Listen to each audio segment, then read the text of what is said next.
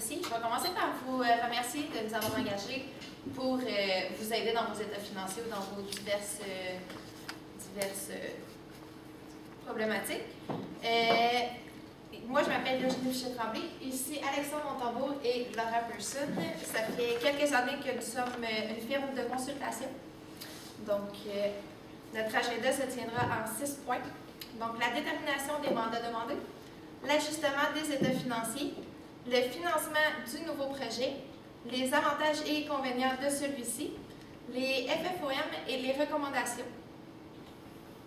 Le mandat que vous nous avez demandé et que nous avons trouvé justifié de vous montrer sont les ajustements des différents états financiers, le redressement des charges d'Angela, le redressement de l'écriture du salaire d'Angela, le financement du nouveau projet et les avantages et inconvénients de celui-ci.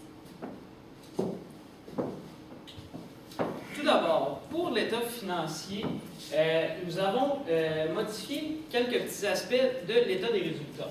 Premièrement, on peut voir que les salaires et les charges sociales, votre commis comptable avait inclus les 3 années du contrat de notre chanteuse. Dans le fond, nous avons réduit 2 années du salaire, puisque pour le rapprochement des produits et des charges, nous devons mettre 2 années dans les frais payés d'avance.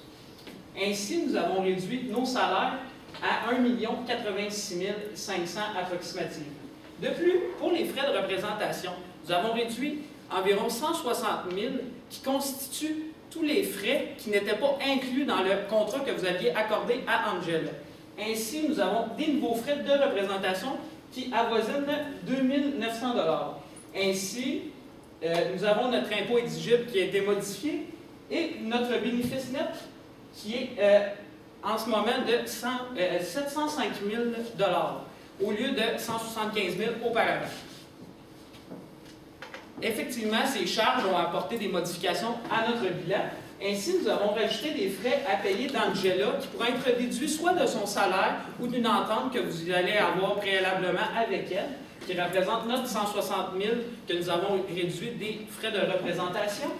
Nous avons le dépôt à terme et rachetage que nous avons mis dans l'actif à court terme que vous aviez mis dans l'actif à long terme. Ainsi, nous allons pouvoir vous offrir une 4e option dans le financement de votre décor. Ainsi, nous avons les frais payés d'avance finalement qui représentent les 550 000 de différence du salaire pour les 2 prochaines années.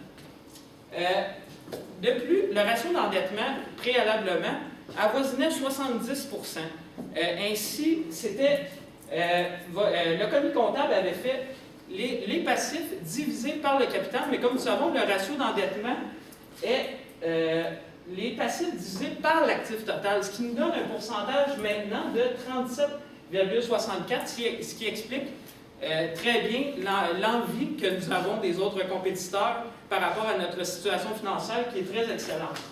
De plus, le ratio de fonds de roulement qui était préalablement à 0,21, avec les ajustements que nous avons apportés au bilan, avec l'augmentation du court terme, nous avons maintenant un ratio d'endettement de 1,53, ce qui nous rend possible la première option qui représentait un ratio de plus de 1 pour être admissible à ce prêt.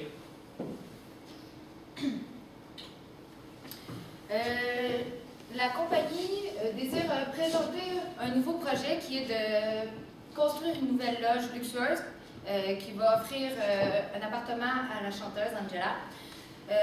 Pour ce faire, l'entreprise a 3 possibilités de financement. Nous allons discuter des avantages et des inconvénients de ces possibilités de financement, ainsi lequel qu'on vous recommande et pourquoi. Pour faire ce projet, on approximative un budget de 550 000 $. Donc, pour l'option 1, qui est de faire un prêt à la banque, pour commencer, les avantages, nous avons une sécurité de l'emprunt, étant donné que ça vient d'une institution financière et non d'un donneur anonyme. Sur 10 ans, nous payons 8 % d'intérêt. C'est ce qui fait un taux assez convenable. Dans les inconvénients, nous avons les coûts élevés, par contre, c'est ça, le coût élevé des intérêts, en fait, C'était ça? Oui, pour les inconvénients, nous avons dans le fond des taux d'intérêt qui sont élevés de la part de la banque. Mais par contre, il est important de préciser que ce prêt se fait pour le décor de 220 000 et non pour le 550 000 que nous devons à Angela. Pour l'option 2, nous avons le frère d'Angela qui veut investir dans l'entreprise. Par contre, il souhaite avoir des actions en échange de l'investissement. Il souhaite avoir une part sur 5 de l'entreprise, étant donné que la valeur de l'entreprise est de 1,9 million.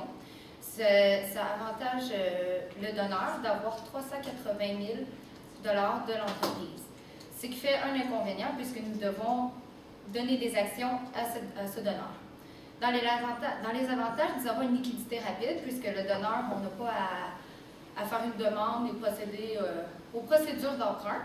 Et il n'y a aucun intérêt étant donné que c'est le frère d'Angela qui veut aider sa sœur et qui veut investir dans une entreprise.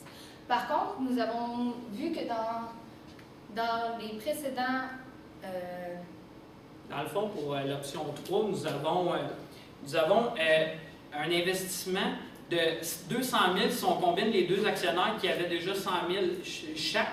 Mais nous avons deux actionnaires qui devront faire un prêt personnel. Dans le fond, le prêt personnel, avec les intérêts, nous devons redonner à la banque près de 132 000, ce qui nous donne approximativement 64 000 en intérêts que nous devons reverser à la banque. Ainsi, ce qui nous montre que l'option la meilleure dans ce cas-là va être l'option 3, puisque même si nous n'avons pas d'intérêt pour l'option 2, nous donnons quand même 380 000 de notre entreprise en vente future ou potentielle. De plus, pour l'option 2, le donneur, nous avons remarqué qu'il a procédé à 8 procès lors de ses emplois antérieurs. Sur 15 ans, il a procédé à 8 procès et il en a gagné seulement qu'un, ce qui fait qu'il peut investir pour Angela. Ça fait un inconvénient puisque nous ne savons pas s'il serait possible de faire d'autres procès. Ça a l'air d'être quelqu'un qui aime bien jouer avec ce genre de trucs. Pour l'option 3, nous avons aucun prêteur pour les deux actionnaires. C'est un avantage. Les deux actionnaires sont les deux jeunes dames. Et nous avons les deux hommes, eux, qui devront procéder à un emprunt bancaire puisqu'ils n'ont pas les frais pour couvrir à part égale 100 000 $ avec les filles. Dans les avantages, encore, nous avons une augmentation du capital puisque les deux femmes qui apportent 100 000 $ ainsi que les deux hommes qui apportent 100 000 $, mais qui remontent à 131 900 $ approximativement, puisqu'il y a des frais d'intérêt sur leur emprunt bancaire. Et évidemment, dans les inconvénients, l'option 3, ça fait une dette à long terme. Vous avez 2 des 4 actionnaires qui vont se ramasser avec un prêt bancaire et une dette à long terme. Maintenant, pour ce qui est des FFOM de l'entreprise, c'est sûr qu'on a le point de vue d'Angela, qui est la meilleure chanteuse du coin, qui nous amène vraiment une clientèle qui est recherchée de tous. Mais nous avons par contre quand même des faiblesses, des menaces entourées par l'acquisition d'Angela. C'est sûr qu'on a des dépenses extravagantes. Nous pourrions aussi bien élaborer dans le sens où ce que Angela pourrait décider de rompre son contrat ou d'aller justement en cours avec son frère. Si nous décidons de réduire ces dépenses qui pourraient être néfastes pour notre entreprise. Mais il est également important de dire que cet artiste amène une querelle entre nos associés. Nous avons également un manque de formation comptable, puisque notre commis comptable nous avoue que ce dernier n'a pas vraiment de formation. Sa formation réside plus en les nombreuses années d'expérience qu'il a à la comptabilité. Par contre, nous avons une belle réussite de l'entreprise avec la présence d'Angela. Également, nous avons le nouveau projet. Puis on a un 10 % des toiles vendues. Les 10 % de toiles vendues, en fait, nous ne les avons pas comptabilisées dans les stocks, puisqu'on n'a pas vendu encore. Donc, ça serait néfaste pour l'entreprise et ça ne donnerait pas l'heure juste de celle-ci dans notre actif. Ça ferait juste gonfler nos stocks et ainsi montrer notre actif à court terme. De plus, les 10 % que nous avons, nous pouvons également les mettre dans les autres revenus. Donc, c'est quand même une belle opportunité, puis c'est une façon facile de faire d'autres profits pour notre entreprise. pour nos recommandations, nous avons trouvé une quatrième option qui réside à les titres achetables de 300 000. Nous avons besoin d'un investissement d'environ 220 000. Ainsi, nous pouvons aller chercher nos titres achetables, mais il faut être conscient que nous allons avoir un coût de renonciation en allant chercher notre investissement comme nous avions fait. Ainsi, nous avons les placements qui étaient à 3 %, ce qui nous donne un coût de renonciation de 6 600, ce qui est très abordable et qui vient également nous offrir la meilleure option possible et qui engendre le moins de coûts pour la compagnie. Finalement, on voulait vous remercier de nous avoir écoutés. Dans le fond, vous avez vraiment rendu la tâche facile et pour le reste de l'entreprise, on voit vraiment que vous êtes une source fiable et que potentiellement, vous avez un bon actif court terme et un très beau potentiel. Il s'agit juste d'élaborer quelques petites parties et ainsi donner un peu plus de formation à votre commis comptable, mais il n'y avait rien d'alarmant dans votre entreprise. Est-ce que vous avez des questions? Oui? Pourquoi vous parlez de 220 000 de besoins d'investissement? Dans le fond, le 220 000 réside dans la confection du nouveau décor pour la nouvelle présentation de Angela. Donc, le nouveau projet pour vous, c'est les nouveaux décors? Oui. Puis la loge qu'on veut faire, elle... Bien, c'est ça, elle réside dans le nouveau décor, le 220 000, on l'inclut ensemble. Puis parlant des décors, là, les anciens décors qui se trouvent dans nos sols et qui ont pris l'humidité, est-ce qu'on fait quelque chose avec ça ou on les laisse dans les immobilisations présentées? Non. Comme ils ont été perdus, selon le rapprochement des produits et des charges, il est vraiment important de diminuer vos immobilisations de la quantité que vous avez perdue. Et ainsi, vous pourriez donner une heure plus juste de la compagnie. Et dans le fond, ces immobilisations-là, vous allez venir réduire vos IMO et engendrer une perte sur vos actifs. Si j'engendre une perte sur mes actifs, ça ne va pas diminuer la valeur de mon entreprise?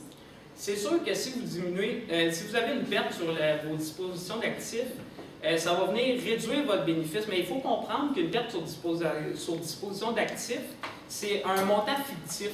Dans le fond, ça va juste venir réduire votre bénéfice, puis ainsi, si vous réduisez votre bénéfice, c'est sûr qu'aux yeux de tous, c'est moins bon, mais il faut comprendre aussi que vous pouvez le déduire de vos impôts, puis également, vous pourriez l'amortir si vous voulez, si vous croyez que c'était sur 3 ans, la vie utile qui restait à ce décor-là. Vous pouvez, exemple, réduire la perte sur 3 ans qui pourrait donner un aperçu vraiment moins gros de la perte.